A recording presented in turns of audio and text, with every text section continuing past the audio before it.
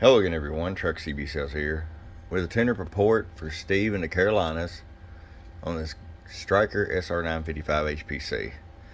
I've done so many RCIs lately, I almost called it an RCI. Anyway, Steve got it ready to go for you, bud. You chose the tune alignment and ERF 2030 plus upgrades. You didn't select electrolytic cap upgrades or the voltage regulator, but it's still a pretty hot little radio and clean and mean. So let me just show you what we got here. RF power all the way down, 50 watt slug. Got you set just a hair under 2 watts, so you got full adjustability if you decide to run an amp, and 20 watts all the way up. And I'm going to show you average power swing. Hello,